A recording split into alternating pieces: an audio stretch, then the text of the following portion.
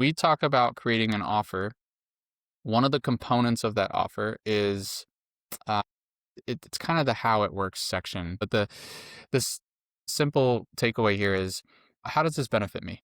That's what I want to know when I'm looking at an offer. Just like we put a patio in our backyard, and I knew what things I wanted a patio for, and I didn't really care where they got their stone or what brand of hammer they were using. Like, I don't care about those things.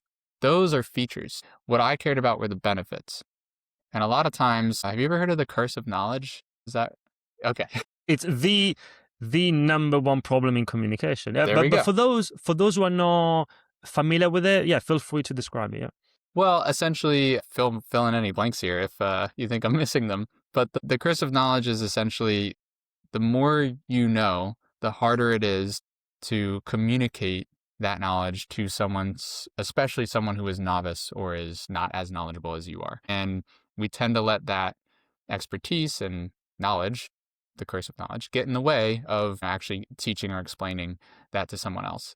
And so when it comes to the benefits versus features, we can, just like before I was saying, so I've been in business for 10 years. I can really geek out about entrepreneurship and business, and I might use terms and phrases that other people who are in the journey or in the weeds, or that might resonate with them, but to others, they might have no idea what I'm talking about. And it's kind of like that. So if you are really passionate about what you do, which you should be, like, nothing wrong with that. But sometimes that gets in the way where you get really excited about this special tool, or I got trained in this specific methodology, or I got this certification and I'm going to use that to help you.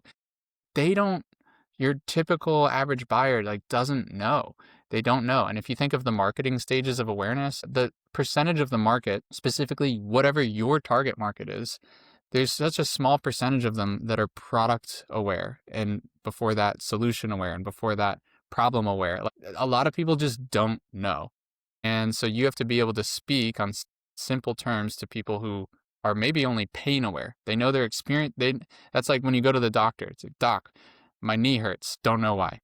That's your level of awareness. So that's where we need to be able to speak to. The majority of the market sits there, and people who are solution aware are obviously still pain aware. They still have the pain. Believe me, they didn't forget. So if you speak to that level, you're going to speak to a much larger percentage of your target market. So talking about features is equivalent to only talking to the very most aware percentage of your market. It might convert better, and that's where people get in their own head, because they're like, oh, well, my inbound sales, whenever someone reaches out to me, I close at like 80%. I'm doing great. Yeah, but that is the most qualified, the most warm.